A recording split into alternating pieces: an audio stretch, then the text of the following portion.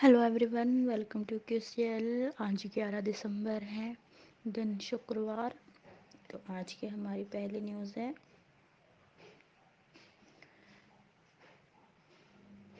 बंगाल में नड्डा के काफिले पर हमला, केंद्र ने मांगी रिपोर्ट।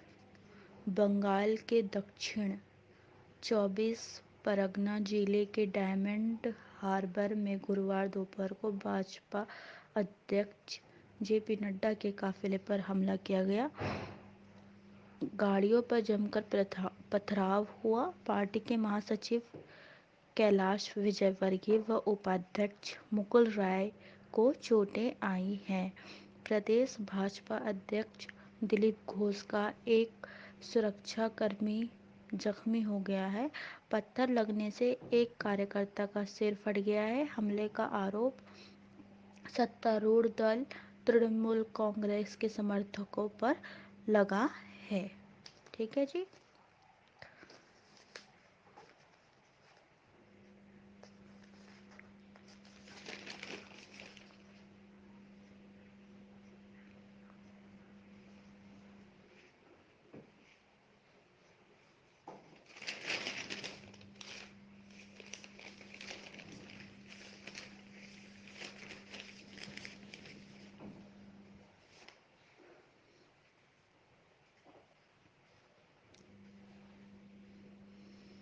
हमारी दूसरी न्यूज़ है,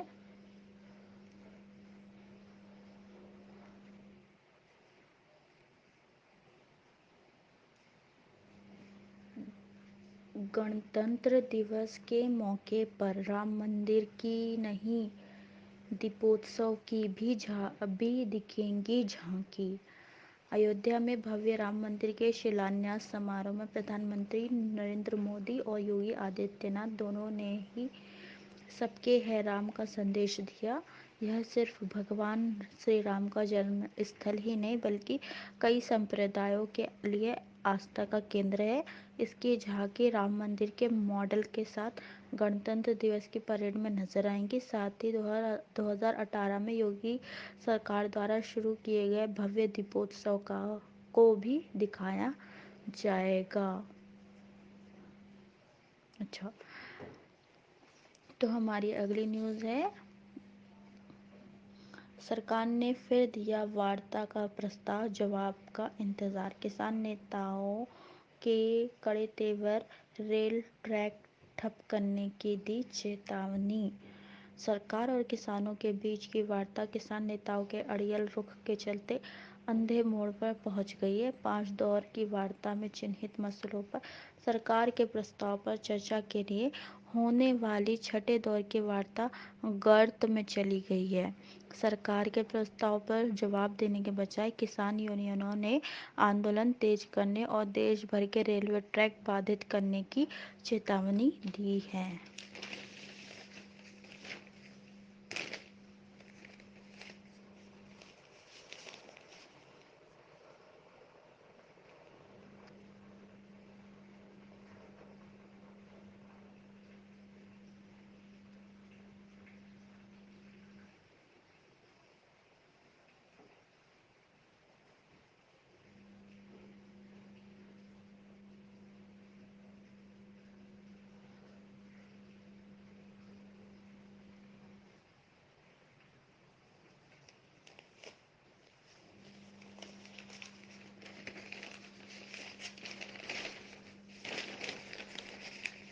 हमारी अगली न्यूज़ है,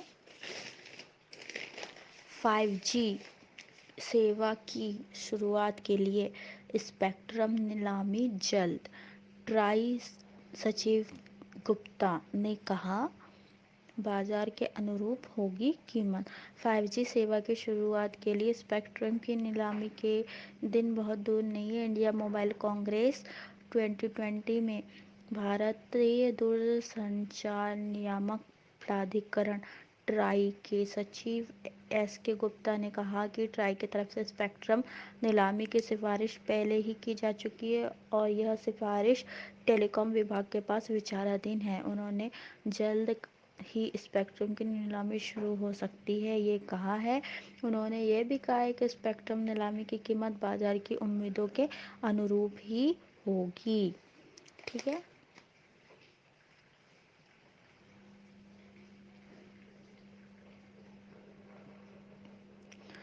अच्छा, हमारी अगली न्यूज़ है, जनवरी से महंगे होंगे मारुति सुजुकी और फोर्ड के वाहन। अमूमन हर वर्ष जनवरी में ऑटोमोबाइल कंपनियां अपने वाहनों के दाम बढ़ा देती है। इस बार ऐसा माना जा रहा है कि लॉकडाउन के बाद त्योहारी सीजन के दौरान बिक्री में आई तेजी बरकरार रखने के लिए कंपनियां दाम में बढ़ोतरी का इरादा टाल सकती है। लेकिन देश की सबसे बड़ी कार निर्माता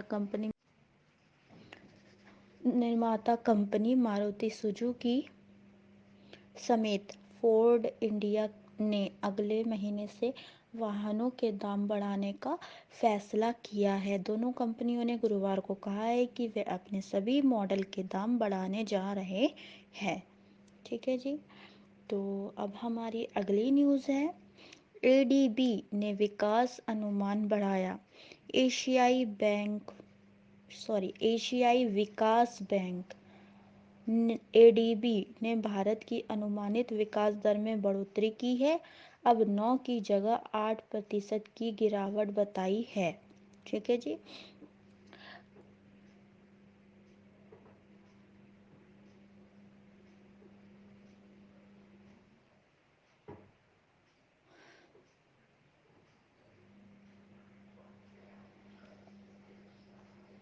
हमारी अगली न्यूज़ है, मुकेश अंबानी बने दादा।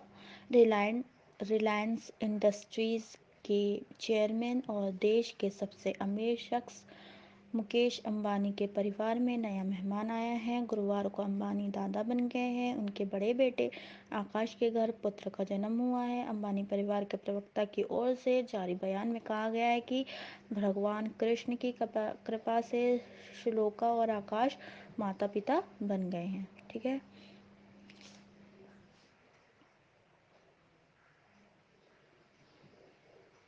अच्छा, एक न्यूज़ जो है इम्पोर्टेंट है, कंफर्म टिकट पर की जा सकेगी यात्रा। रेल मंत्रालय ने 48 घंटे बाद जनरल टिकट जारी करने का अपना फैसला वापस ले लिया है।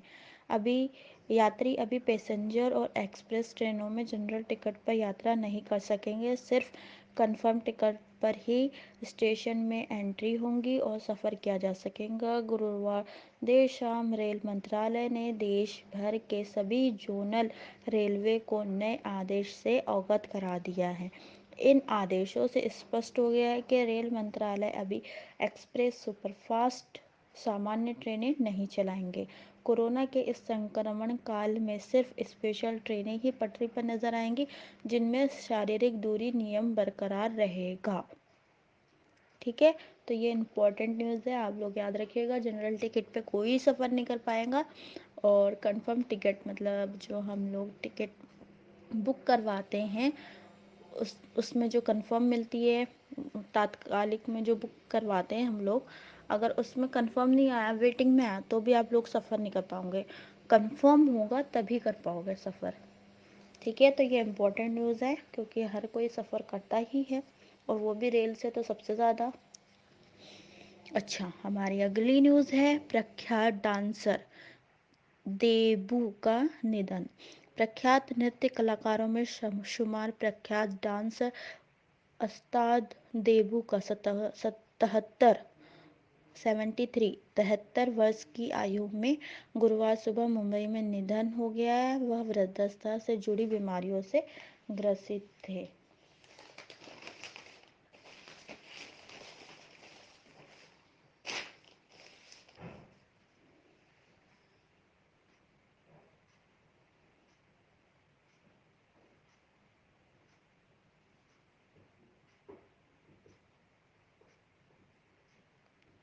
नहीं रहे इटली के महान फॉरवर्ड पाओली रोसी। फुटबॉल विश्व कप 1982 में इटली को चैंपियन बनाने वाले कप्तान पाओलो रोसी का निधन हो गया है। वह 64 साल के थे। फुटबॉल जगत ने 15 दिन के अंदर ही 2 महान खिलाड़ियों को खो दिया है। इससे पहले अर्जेंटीना के महान खिलाड़ी डिएगो माराडोना का भी बीमारी के कारण निधन हो गया था। रूसी खिलाड़ी के बाद अपने देश में कमेंटेटर के तौर पर भी सक्रिय थे। वह सरकारी प्रसारणकर्ता आरएआई रेडियो टेलीविजन इटालिया से जुड़े थे, जिसने गुरुवार को बताया कि उनका निधन एक बीमारी के कारण हुआ है।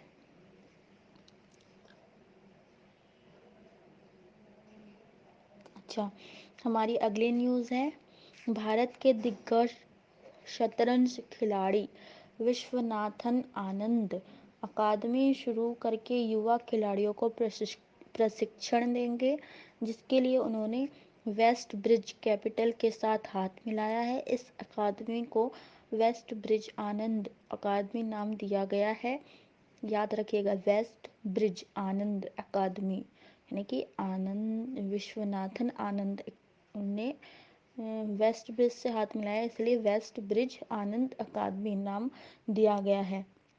अभी उसने देश के 5 प्रतिभावान खिलाड़ियों का चयन किया है, जिसने 5 बार के विश्व चैंपियन आनंद प्रशिक्षण देंगे। अच्छा, ये शतरंज के चैंपियन है, ठीक है ना। नाम तो आप लोगों ने सुना ही होगा, भारत के हैं ये।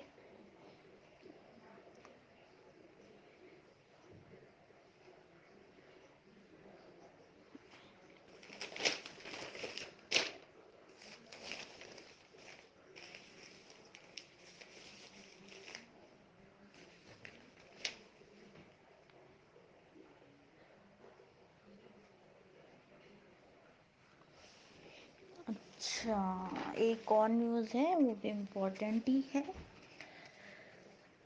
साल में 4 बार हो सकते हैं जेईई मेंस।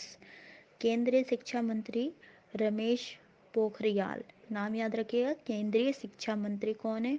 रमेश पोखरियाल निशंक ने छात्रों से चर्चा में बताया है कि जेईई मेंस की परीक्षाओं को वर्ष 2021 में 4 बार तक कराने की संभावना को परखा जा रहा है। इसे लेकर सभी पक्षों से राय ली जा रही है। जल्द ही इसकी जानकारी दी जाएगी। यदि ऐसा होता है तो पहली परीक्षा फरवरी के अंत में होंगी, बाकी 3 परीक्षाएं मार्च, अप्रैल और मई में कराई जाएंगी। हर बार इन परीक्षाओं के लिए 3 से 4 दिन का समय मिलेगा। फिलहाल जेईई मेंस की परीक्षा अभी साल में 2 बार ही होती है। अच्छा, जो ये करना चाह रहे हैं उनके लिए ये न्यूज़ है, ठीक है, क्योंकि ये पढ़ाई से रिलेटेड न्यूज़ है, इसलिए मैंने आप लोगों को बता दिया है।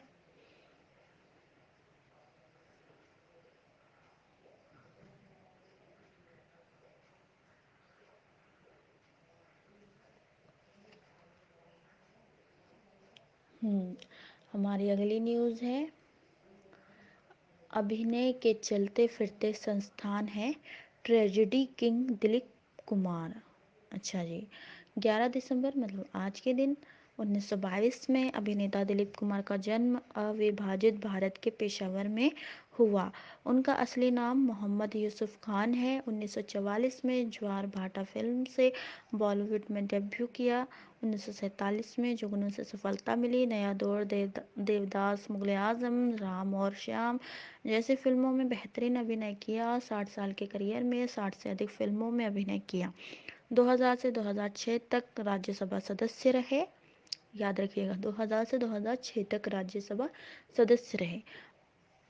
पद्म विभूषण दादा साहब फाल्के पुरस्कार से नवाजा गया है। आजकल वह काफ़ी अस्वस्थ है, ठीक है जी। ये दिलीप कुमार के बारे में है। अच्छा, अब हमारी अगली न्यूज़ है, द्वितीय विश्व युद्ध के बाद बच्चों के कल्याण के लिए यूनिसेफ की स्थापना हुई। द्वितीय विश्व युद्ध के बाद हुई है यूनिसेफ की स्थापना, ठीक है। 11 दिसंबर 1946 में संयुक्त राष्ट्र महासभा ने संयुक्त राष्ट्र अंतर्राष्ट्रीय बाल कोष बनाया। तब इसका उद्देश्य द्वितीय विश्व युद्ध के बाद बच्चों को खाना और स्वास्थ्य सेवाएं उपलब्ध कराना था। 1953 हाँ 1953 में, मतलब 1953 में संयुक्त राष्ट्र का स्थायी हिस्सा बना और नाम बदलकर संयुक्त राष्ट्र बाल कोष रखा गया। ठीक है, ये यूनिसेफ के बारे में बताया मैंने। अंतर्राष्ट्रीय योग दिवस मनाने की स्वीकृति मिली। आज ही के दिन 11 दिसंबर 2014 में संयुक्त राष्ट्र ने 21 जून को अंतर्राष्ट्रीय योग दिवस बनाने की स्वीकृति दी। वैश्विक स्तर पर योग के बारे में जागरूकता लाने के लिए यह कदम उठाया गया। सबसे पहले प्रधानमंत्री नरेंद्र मोदी ने संयुक्त राष्ट्र महासभा के 69वें अधिवेशन, मतलब 69वें अधिवेशन में योग दिवस मनाने की बात कही थी।